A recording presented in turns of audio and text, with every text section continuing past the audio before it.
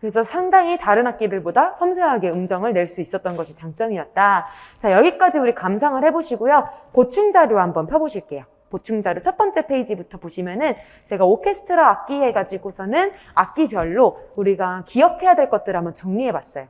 자, 우리 한번 보도록 할게요. 일단 바이올린 족 이렇게 한 거는 무슨 부족 이런 것처럼 이 바이올린의 특성을 가지고 있는 악기군 전체를 얘기를 하고 있어요. 자, 보시면은 대표적인 차련 악기였던 BL이라는 요 중세 악기가 있습니다.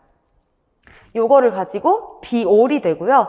이게 이후에 다양하게 많이 만들어지게 된 거죠. 근데 아까 말씀드린 것처럼 이 비올이라는 악기가 다리를 위한 비올라와 팔을 위한 비올라로 이제 두 가지로 구분이 되게 되는 거죠. 그래서 비올라 다 감바, 비올라 다 브라치오라고 해서 이 두 가지로 갈리게 됩니다. 그래서 악기의 역사를 좀 같이 이해를 해주시면 좋을 것 같아요. 아까 건반 악기도 마찬가지로 거쳐오는 과정들이 있었다가 한 것이지 피아노가 어느 날 갑자기 뿅 나온 게 아닌 것처럼 바이올린도 마찬가지인 거죠. 자, 바이올린은 이제 16에서 18세기에 그 아마티, 과르네리, 스트라디바리 이런 거 많이 들어보셨죠? 이게 다 이탈리아 크레모나 지방을 중심으로 엄청나게 소리가 좋은 악기들이 많이 생겨나게 됐고, 자, 개방현 소리가 있습니다. G, D, A, E. 그 다음에 음역이 있는데, 저 이거 아까 맨델스존 바이올린 협주곡 들어보셨죠? 따라란, 따랄라, 따라라라라란. 요거였습니다. 자, 그러면은요, 요 바이올린의 소리를 저희가 살짝 보여드릴게요. 네. 짜잔, 바이올린이 나타났습니다. 어떻게든 좀 기억을 잘하게 해드리려고.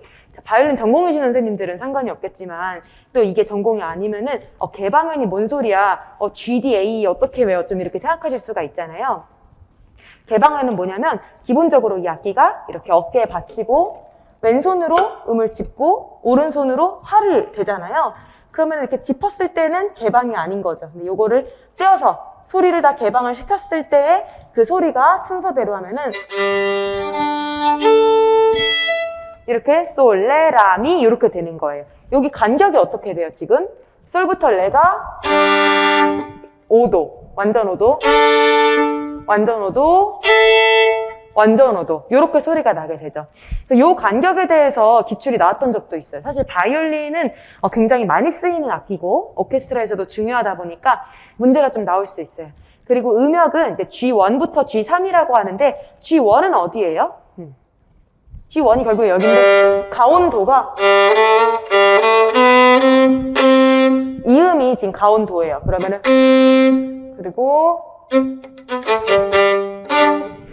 여기서부터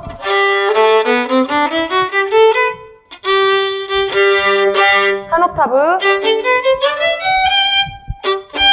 두 옥타브, 이렇게 세 옥타브, 이렇게 세 옥타브가 된다라는 얘기를 하고 있는 거예요. 맨델스존의 바이올린 협주곡이 아까 들어보셨던 그 곡이고요. 자, 비올라는 근데 뭐냐면요. 크기가 커지잖아요. 그럼 크기가 커지면 줄도 바뀌나요? 네, 바뀌어요. 바이올린 줄하고 비올라 줄은 또 다르고요. 그리고 크기가 표준화되어 있지 않다고 하는데 그래도 뭐 4분의 3 사이즈, 풀 사이즈 이런 얘기는 당연히 하게 되고요. 자, 개방현이 C, G, D, A라는데 지금 보시면은 솔, 레, 라 이게 지금 여기 보이는 G, D, A. 그러니까 여기보다 줄이 하나 더 있는 거예요. 맨 위에 줄이 없고. 그러니까 전체적으로 완전 5도가 내려가게 되겠죠. 도, 솔, 레, 라 여기까지가 이제 음역이 되게 되는 거겠죠. 그리고 알토 음자리표 아까 전에 이렇게 볼록하게 생긴 그 음자리표를 사용한다는 거고요. 중간 선보예요. 그러니까 알토 음자리표라는 것 자체가 그 5선보에서 가운데 선을 도로 놓는 거잖아요. 그래서 그렇게 이해를 해주시고 독주악기로 주목을 받은 거는 그 이후예요. 아시겠죠?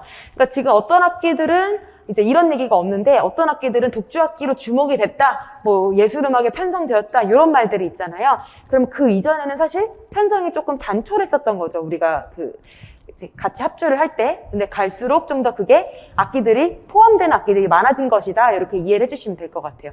그다음에 슈타베츠, 홈멜 뭐 이런 악기들 다 있는데 아까 전에 우리가 비올라 콘체르토 보셨던 영상이 바로 이 텔레만의 곡이에요. 그리고 보셨다시피 굉장히 악기가 커다랬죠? 그리고 이 악곡에서도 지금 교회 소나타 형식의 4악장이 있다고 하니까 이런 거는 저희가 나중에 분석을 좀 해볼 예정입니다. 자, 그 다음에 첼로래요. 아까 전에 비올라다 감바는 다리를 위한 거고 비올라다 브라치오는 팔을 위한 거라 그랬잖아요. 자, 그럼 바이올린은 어디에 해당할까요? 이 중에? 비올라다 브라치오를 해당하겠죠. 그럼 첼로는 비올라다 감바랑 관련이 있겠죠. 그리고 요게 되게 중요해요. 자, 요거는 우리 한번 밑줄 쳐볼까요? 지속저음 악기로 사용이 됐다. 그러니까 지속저음 악기로 대표적으로는 우리 건반 악기들도 사용이 됐지만 이 첼로가 사용이 되게 됐고요. 밑에 보시면은 바흐의 이 무반주 첼로 모음곡이 또 대표작이 나오잖아요. 사실 이렇게 첼로를 주인공으로 하는 악기, 그 곡이 나오기 전에는 이렇게 그냥 반주 악기로 인식이 됐었던 게 바로 첼로입니다. 그리고 현악 자중주 발달과 함께 위치가 확고해졌다. 그래서 그 대표적인 사람이 바로 하이든이에요. 하이든의 현악사중주 황제 이런 곡들 있죠. 그러면서 첼로라는 악기가 이렇게 들어갔을 때 이런 음색을 내고 이런 역할을 하는거나 이런 것들을 확립해 준 게 바로 하이든이라는 거죠. 그리고 바이올린조 악기 중에서 가장 강약 표현에 타고나대요. 왜? 일단 가장 큰 소리를 낼 수 있는 것도 첼로예요. 소리가 이 바이올린 소리도 크다고 느끼셨겠지만 진짜 훨씬 크거든요. 그러면서도 굉장히 섬세한 소리도 낼 수가 있고요. 자, 개방에는 다시 도, 솔, 레라. 자, 지금 다 5도 간격인 거 보이시죠? 자, 바이올린이 솔레람인데 거기다가 5도 낮은 C가 추가된 게 비올라라면 이거에 옥타브 아래에 있는 게 바로 첼로의 도, 솔, 레라입니다. 근데 음이 좀 많이 내려가기는 해요. 도, 솔. 한 옥타브 아래구나. 바이올린이 이거라면 여기가 비올라. 이것보다 한 옥타브 낮은 게 이게 첼로. 아시겠죠? 이렇게 소리가 되고 있고요. 음역이 굉장히 높고 낮은 음자리표부터 높은 음자리표까지 굉장히 넓은 범위를 커버하고 있어요. 아까 이렇게 생긴 악기 또 하나 뭐가 있었죠? 호른도 이렇게 음자리표를 다양하게 쓸 수 있는 굉장히 음역이 넓은 악기라는 거. 그다음 뭐 보케리니, 하이든, 드보르작 있고 하지만 사실 뭐니 해도 이 바흐의 프렐류드가 굉장히 중요한 악곡이고요. 그다음 더블 베이스 아주 낮은 음이다. 너무 낮아서 사실 식별하기 조금 어려울 정도로 그렇게 낮은 곡이고요. 그 다음에 요게 조금 중요해요. 다른 악기들은 모두 지금 몇 도 간격으로 조율이 됐었죠? 완전 5도 간격이었는데 이 콘트라베이스만 완전 4도 간격. 요게 또 기초에 나왔습니다. 완전 4도 간격으로 조율이 돼서 요게 저기 아래에서 미, 라, 레, 솔 요렇게 연주를 하게 돼요. 그 다음에 이제 실음이 기본음보다 한 옥타브 낮다. 지금 바이올린족 악기들 중에서 유일하게 실음과 기본음이 다른 악기가 바로 콘트라베이스입니다.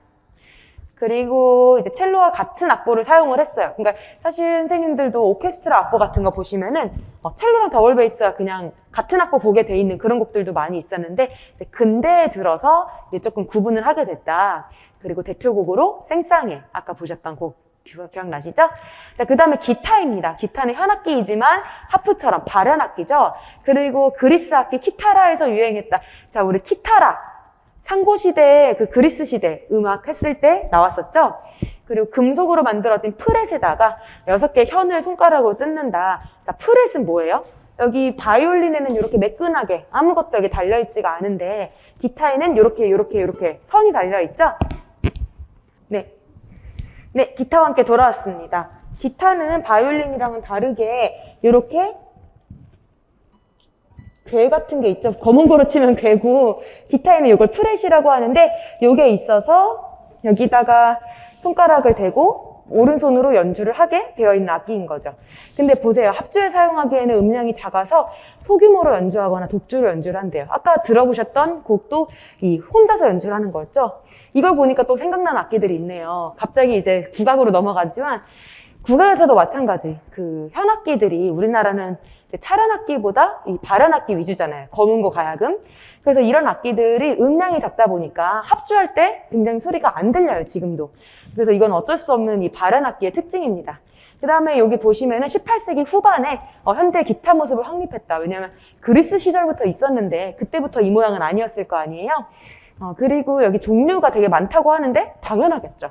어느 날 뿅 기타 있는 게 아니라 그 모습에서부터 여기까지 오게 된 것이고 이거 조율하는 거는 이따가 이 기타가 그 교과서 그 기악 실기 악기이거든요. 그래서 그때 좀 보여드릴게요. 제가 좀 오버해서 가져온 게 아니라 요거에 대해서 그 운지법이 가장 많이 나왔어요. 그러니까 그 교과서 악기에 대한 기출문제 중에서 그 얘기가 가장 많이 나와서 한번 보여드리려고 가져왔고요. 자, 그 다음에 우리 하프 한번 보시도록 할게요.